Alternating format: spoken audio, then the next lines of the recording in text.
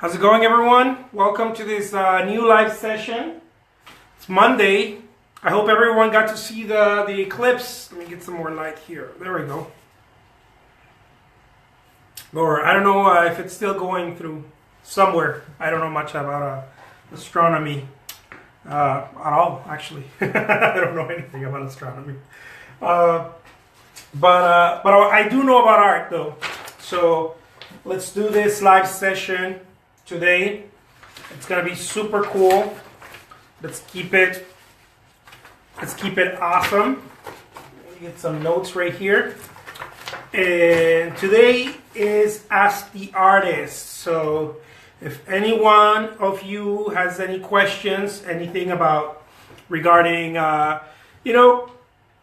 it's a lonely road to be an artist. I really think it's a very lonely road. Either you are in a group of people that want to create artwork as well, but there's co-ops or whatever, or you're working with a gallery, whatever you're doing, you end up working by yourself. You end up working in a studio on your own. It's a very lonely type of work, and some of us, that's one of the reasons we enjoy it. We kind of like the solitude of it. But when it comes to learning stuff, when it comes to just simply learning stuff, if you're alone, it becomes harder. It becomes harder to learn things, because now you have to depend on a lot of trial and error. And I mean, you always depend on trial and error. There's no way around that one. But if you have to make a bunch of mistakes, and if you don't do them, you end up kind of disappointed. You can end up disappointed. Take a little sip of my Starbucks. Because you have to figure out things on your own. So it can be disappointing to, set out your goals, the ideas you want for yourself, your artwork, your je ne sais quoi, and you get to a point where maybe it becomes a bit stressful, And if you don't have that support system, whatever that is, what I called in other videos, I call it your power group. Hi, Nancy. Nancy says, "Hi, Jose. How do you keep your piles of paint overnight, or do you paint till they are gone?" Mostly I paint till they're gone. But as I mentioned last time, one way to keep the piles of paint without drying is to get bowls, glass bowls. They sell them at any kitchen supply store. And what you do is that you just, you get your bowl and you just put it over it. Make sure it's a small one, kind of like for condiments and mixing stuff, like batter, eggs, or whatever. You get one of those. Get a few of them, just for each glob of paint, and that helps. That helps the drying process, elongate the drying process. Another thing that I used to do was pour a bit of oil over the paint. Now it takes a little longer for the film to dry, and that's a little costly. It depends on how much you paint, but it can get a little costly, because you're essentially just, you get out your spatula and just put some drips of oil over the paint. If you use expensive oil, kind of like the stuff I like to use, the walnut oil, it's about $10 for a little bottle like this. So it can get expensive. So either way works. The bowls work really nice. Try that. And then, maybe try both, put a little bit of oil and then put the bowls. Depends on how much you paint. Some artists, what they do also is that they ration the paint they're going to use, and then they put the rest of it away. I used to do that. You can buy bowls that already come with a plastic sealer, a plastic lid, kind of like Tupperware, but you can get them metal or you can get them glass. I like the glass ones. You can get the glass ones and just put them, put the rest of the paint in there, and that'll keep it from drying. It definitely helps. It won't it won't work as well as if you just seal a tube.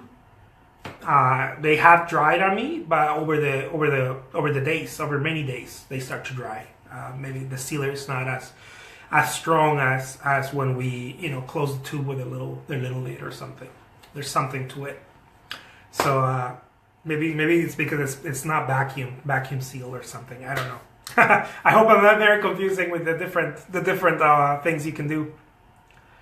Yeah, now you can make bigger piles. Absolutely. So, as I was saying, also, it can get lonely when you're an artist, and you have to figure this stuff out yourself. And it's challenging. It's challenging if you don't get to talk to other artists, like myself or other artists you connect with. It's challenging because there's a lot of misinformation also out there. A lot of it has to do with the fact that and I mentioned in other videos also, the fact that some artists know stuff, they like stuff, they create artwork, but they don't create artwork all the time, so they haven't worked the kinks yet. Thank you so much, Barbara. I appreciate it. Barbara says, yeah, you're a beautiful spirit. That warmed my little Monday. My little heart on Monday. Thank you. So it becomes a bit difficult. And we have to talk to, get to talk to artists who are walking the walk, right?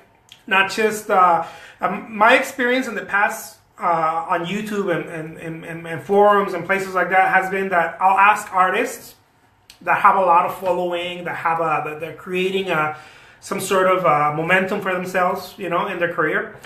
But I realized that they're very good at marketing themselves, which is beyond what it's really what most artists should be doing, but most of us should be doing. But I found out that they were not really working artists. They were good at presenting themselves. They were good at they're really good at putting their artwork out there themselves, and some amazing YouTube videos. And I'm not trying to discredit the fact that they're artists by any chance, but they're better. What I'm trying to say is that they're better at promoting themselves than as to creating artwork. And I'm not talking about the artwork itself. I'm talking about the discipline. So make sure that you find out, who you're getting your info to from. Some people are very good at, like I mentioned right now, they're very good at showing their work. Other people are really good at creating artwork and horrible at showing their work. And if you want to learn how to show your work, maybe they're not the right person to get feedback from. But if you want to learn how to create the artwork, maybe they're a gem to get your feedback from, or get ideas, or that kind of stuff.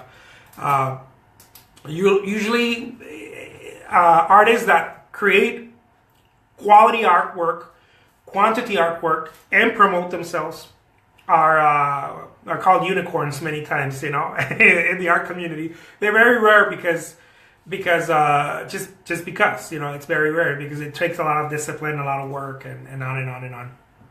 And those are also good to look for. But again, it's a lonely road. So we have to kind of like I mentioned in another video, you have to look for that power and grab onto that. And because we're learning, we're sponges. This is one of the things that it took a while for me to understand. An artist is a sponge, and there's a lot of sentiment out there of negative sentiment that artists should be extremely original and put their head in a kind of like the horses. You can only be focused on yourself. If you're just focused on yourself, you'll miss and lose. You'll miss out on all the other stuff that you can grab on to make your artwork richer, your experience richer. It's like a lot of people talk about Van Gogh, how he kept to himself. Well, yes and no. He kept to himself in personally, right? He was kind of like a loner, right? We all know that.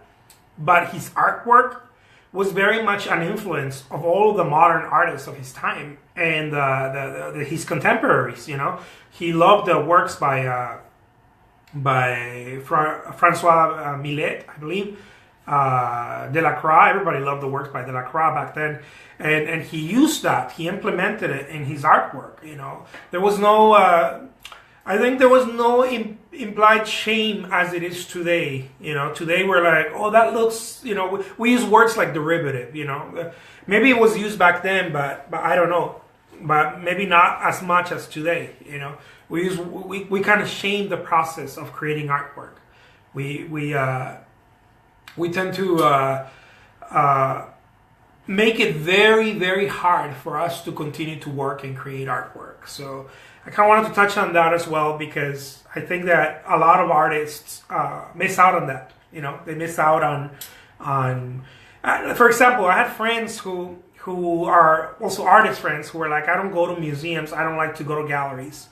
And, you know, I've asked them, why not? Because I don't want to get other influences. And, you know, to me, it's really strange because we influence each other.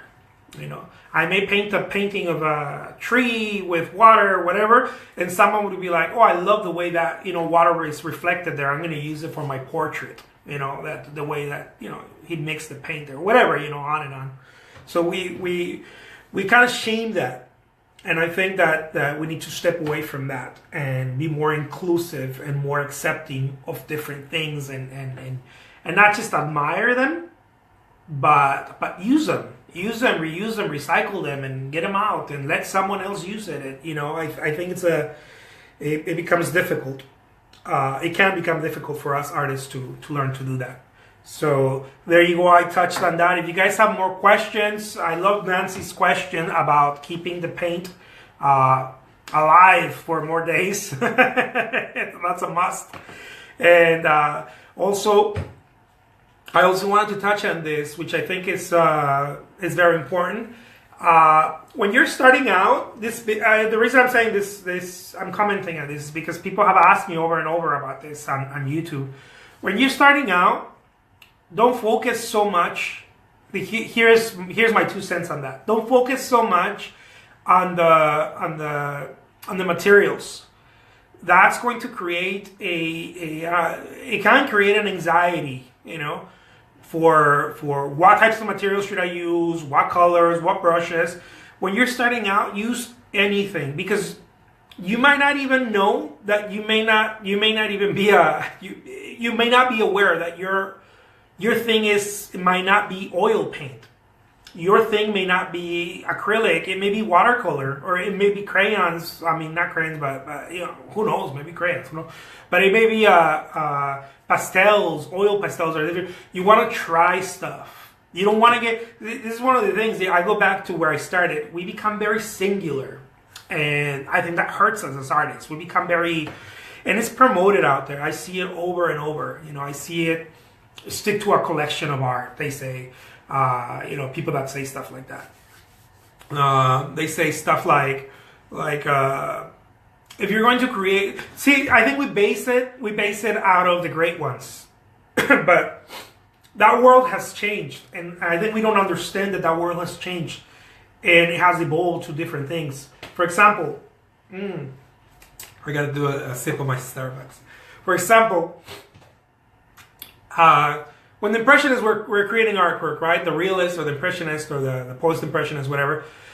The Post-Impressionists not so much, but especially the Impressionists, they were still creating things like that were semi-realistic, but they were trying to break from that, and they started creating things like series, which to us nowadays it has become a very normal thing. You know, it's been normalized for artists to have series of work, right? Like, who do we think that did series? Just about any of them, right? But especially rings a bell, Monet, right? Because of the water lilies, or the cathedrals, or the haystacks, and we think of series of paintings. Well, you know, 100 years has gone by, and we're still stuck on that. And I don't think there's anything wrong with it. I'm just saying we shouldn't negate ourselves from other things that we can do. You know, And even galleries tend to push that, and I think that many times especially the smaller ones, they themselves may not understand how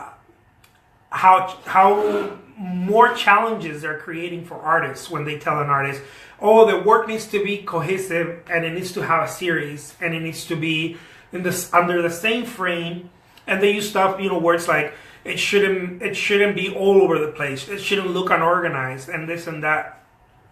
So an artist that's starting out, let's say you're a beginner artist, you already have all this weight on you, all these expectations. Oh, I need to have a singular style. I need to have a cohesive look, right?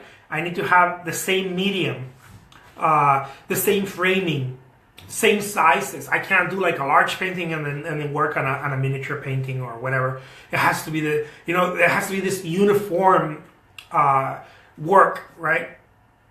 And I think it's great if you're, if you're Chuck Close or you're one of those artists who are creating artwork in a certain way and you have a name for yourself, or you have a set format, or you've been creating artwork for a long time where you already created a format and you already own your mediums or your medium. I think that's great, but when we're starting out, we shouldn't close ourselves to that, because then the possibilities, it's not really discipline. I don't think it's discipline. That hurt me a lot. In order to get out of that, it was very difficult, because I came from that idea. I came from that that world, right, where artists needed to be singular. If you're a photographer, you were a photographer. You couldn't be a painter or this or that, or if you were a photographer, even worse yet, if you were a photographer and you could only do, film photography. You can't do, digital photography. You can't enhance it. You can't do different formats, larger sizes and whatnot. And this, I believe that it hurts. It hurts the challenge. It becomes more challenging to be an artist. It becomes more challenging to exhibit your work, because we're complying with this quote unquote sacred cows that were placed by people who don't really know. I think a lot of people imagine that they know, but a lot of people don't really know about this kind of stuff, and they put this weight on beginner artists, because we saw it, right? We saw it with Monet. We were like, oh, Monet painted water lilies for, I don't know, he did dozens and dozens of them, maybe hundreds of them, I don't know, but people wanted to buy those. People were ready to buy them. Monet had created a name for himself. And and on and on and on and on, or we talk about the cathedrals that he did, or the haystacks and this and that.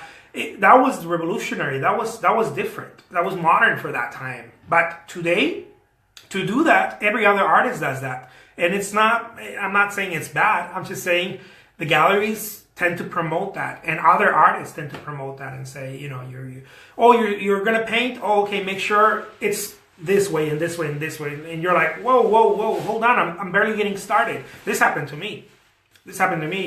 Your medium has to be this way, your frames have to be this way, and all I'm saying to you guys is, when you're starting, don't put all these limitations on you. Go wide, because you might not know, you may be the next great watercolorist who creates strange watercolors, and you start out by being a realist or hyper-realist painter, on oils, using oils. Marcia says, hi Marcia. Marcia says, it's hard to find something new to express. Well, it depends also. Can you explain to me a little bit more about what new is? Like, what do you see new being? Because I think that it could mean so many different things also. Based on my idea of new, Marcia, I don't think it's really hard. I think that we have put these limitations on ourselves. See, most artists, we hear messages from new in the art world. Okay, most artists, we hear these messages from other artists who I think sometimes we work like crabs. You know, we pull each other down. I don't know if you guys ever heard of that. That if you put crabs, I don't know if it's even a myth. Who knows? But if you put crabs in a box, they won't let the other ones get out or something like that. They pull each other down. Sometimes we do that with each other as artists. And I think reason for that is that we don't understand many times that new is very rare for someone to come up with something new, because new is cutting edge, right? It's avant-garde, and we put all these limitations on us when really in reality, if you see every artist who did something new, they started traditional. They started very traditional to their time, you know, to their contemporary, among the contemporaries. And I mean, pick any name. They started especially the more abstract, the more traditional they were, because they had to comply, right? They had to comply to understanding art basics and you know, classical composition and all of that, right? Theory. Let me see here. So Marcia says, so it's up to each to do our own thing. No worries about anyone else's work. I think so. I think it's up to us to do whatever and just not comply to what everyone else thinks about, you know, especially when it comes to being new, I think, because I think that is a weight that we put on ourselves as artists. I know that I carry that weight for a good 15 years, if not more. And I've been painting over 20 years, so I carry that weight for for 2/3 of my art career. And I'm not saying that I give up on it. What I discovered is that the more I create, the more almost you create a groove where new stuff starts coming in. And it might not be new to the world, it might be new to you, and maybe in there you might hit one out of the park and make it new to the world. But I'm not really shooting for that. I'm shooting for creating artwork. And then in that breeds that new stuff. And many times what we do as artists is that, again, what I did was I created this stress on myself of I have to be avant-garde, because everybody tells me that in artwork you have to be original in order to make it. And that is not true. That's not how it works. I don't believe that that's how it works. In artwork, you have to create art first and foremost. Before anything else, you have to create artwork. It doesn't matter if that's derivative, or if you're creating historical artwork, or if you're trying to create avant-garde. It doesn't matter which way you go, back, forward, or present. You have to create artwork, period. And in there, you create that groove for cutting ground. And again, we put these limitations on ourselves, and I think that they're limitations because they stop us. See, what I told myself is, if I don't create something new, I'm not going to paint shitty little flowers and trees. I won't do that, because I used to think that I was very avant-garde.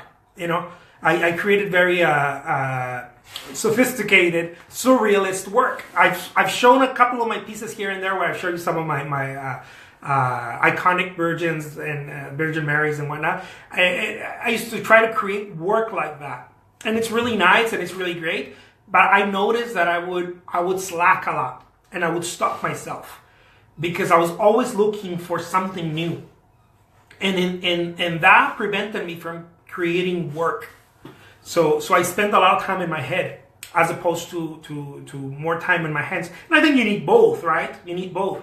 But in art, we have to recognize also that artists, we have different functions. Some of us are creating artwork that, you know, seems more classic, right? Like the classic portrait painters or landscape artists that we see, they're more traditional. Those artists have their place.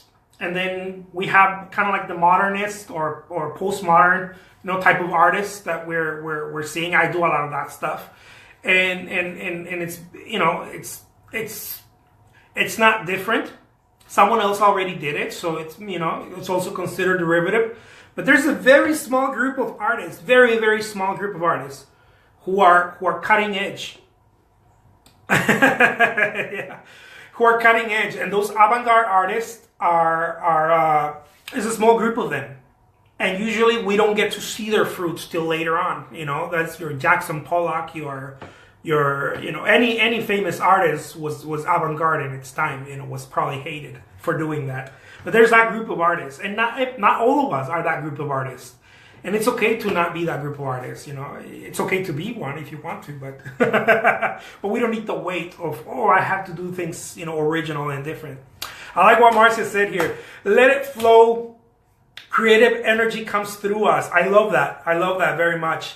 It does. I heard this from a good friend of mine too. He said energy comes, your artwork, it comes through you, it doesn't come from you. And I thought it was pretty cool because that's how I feel when I'm painting, I almost want to ask myself who's painting, because I'm not, as I'm painting, as I'm creating artwork, I consciously, of course, I know that I'm the one holding the brush, right? It's not like I went bananas, but I know that there's a subconscious element there that is much more intelligent than me, and that really is the creative, that really, everything seems calculated without me trying to calculate it with my head, right? Everything seems like it's in a flow. It's what we call the zone or the flow, right?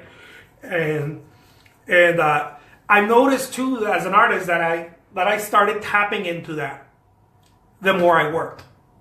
I used to want to tap into it, and I did at times, but I used to confuse it. I used to think that it was, this bliss that I used to feel, right? That I still do, but I used to think that it was this bliss of happiness. So I was inspired, and then I would run to the studio and try to paint, and then that would go away, and then I would get upset because I wasn't inspired now again, right? Sort of like one of those cliche artists, poets, type of person. What I found out was that regardless of how I felt, if I just went and created artwork and I did it over and over and over again, I knew how to control that, quote unquote control it. I knew how to get myself inspired right away from the get-go. All I had to do was start creating artwork. And then, kind of like what Picasso said, inspiration does exist, but it has to find you working. Guys, I have concluded our 30 minutes here today for this art session. Tomorrow, don't forget, at noon as well, Mountain Time, I will be doing an art session where I'm going to be creating some artwork, okay? On Wednesdays is art marketing. No, tomorrow is art marketing. Sorry about that, guys. I had my paper somewhere out here, and I'm like, I can remember it. Tuesdays is art marketing, guys. Wednesdays, I will be doing a live session, me painting. Tomorrow, have your questions ready. If you guys have any questions about how do I get my artwork out there, especially for those of you who are starting out, if you're already doing it, please share it with a group. We all want to hear it. We all want to learn. But I know a couple of things. I know a thing or two, and I'm going to be sharing that with you guys as well. Again, I don't know everything. I'm batting daily, I'm working on it. It's really more of a journey for me at this point. I'm not really, I'm not a guru on it or anything like that. I'm just doing things that work for me, and I'm willing I'm more than happy to share them with you guys, especially artists who are starting out, who may not know, may not understand how some of the art market works, and what marketing really implies, what you need to do and how much of it do you need to do, which is the most important thing. And that's going to be for tomorrow, Tuesday at noon. Wednesdays, I'm going to be doing an art session. You guys can ask me about colors, color mixing and whatnot. I'm going to be painting, and I'm going to be looking at the phone and trying to answer the questions as I'm doing it. And Thursdays is everything about the emotional aspect of being an artist. And I don't mean emotional as in emotional, no, but things that we have to do, we have kids, we have family, we're sons, we're daughters, we're fathers, we're, wives, and what we need to do in order to make some time for the artwork, and also how to get out of our heads in order to create artwork. That's very important. I think that's rarely touched on in the art community. I don't really see anybody touching on it. I see people touching on it, but they're not really working artists. They're artists in their own right, but they don't create artwork daily and, you know, consistently and persistently, as I like to say, so they haven't really worked out the kinks. Yeah, I think in order for you to really know something, you have to go deep on it. You know, you have to go deep in it and really work the kinks. And for that, you need a lot of consistency. You know, because you have to kind of train that muscle. It's a muscle. You know, I show up to the studio whether I want to or not. That's something that I have worked through. It didn't happen automatically. I hated it. You know, I only wanted to show up to the studio when I felt like it, or when I felt like I had an idea for a painting, or I would go days looking for an idea to what to paint. You know, I would spend, you know, weeks drawing and trying to come up with sketches for ideas to paint, and you know, and then that didn't happen, so I would leave it alone and didn't revisit it for a month later, and you know, or looking for the right colors. All this stuff, I realized later on in my life that all of this stuff was procrastination. I just didn't know what to call it. A lot of us like to call it the artistic process, but it's not. It's procrastination, and we have to go beyond it. So that's what Thursdays are for. Okay, guys? Thursdays are for that. And if you found any value here, please share it. Share it with your page. Share it.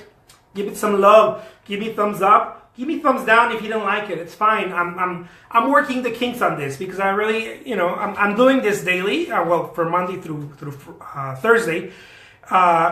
But I don't, you know, I'm not a professional a blogger or anything like that. So I'm just, you know, just sharing my experiences, and I'm working through it. So if you guys didn't like it, let me know. If you guys have an idea of what a topic for me to talk about in Ask the Artist, which is Mondays. Remember, don't forget, Mondays, Ask the Artist. If you guys have a topic, let me know. Please share it.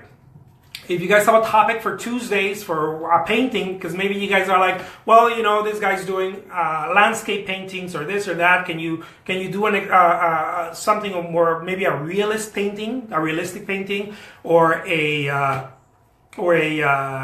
expressionist, abstract? I know how to paint.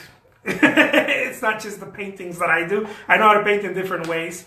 But whatever I can share with you guys. I used to do realistic portraiture before I did landscapes the way I do them today. Oh, Larry says I missed this due to the eclipse. Oh, I know. Please don't schedule this in the future during total eclipses. I love that, Larry. I'm sorry about that. I just finished watching the eclipse with my wife. We're running around looking for the glasses. My sister found them for me. She's like, you know, pick them up here. So we watched some of it, and then, you know, it ended here in Arizona. So we're like, oh, okay, I'm gonna record that now, but I don't know where it's still going. Sorry about that, Larry. So again, guys, if you guys have any topics on this, let me know. Share them with me, and I'll talk about them with you guys. Some topics that, you know, that interest you, because I'm talking about stuff that I've been through, but I don't know what you guys are going through, and I may be able to share some of my experiences and maybe help one or two of you. All right, guys, take care. I will see you tomorrow. Don't forget, Art Marketing. Have your questions ready tomorrow at noon. Okay? Take care, guys, and be awesome. Don't forget, go into the studio. Doesn't matter how you feel. Go into it.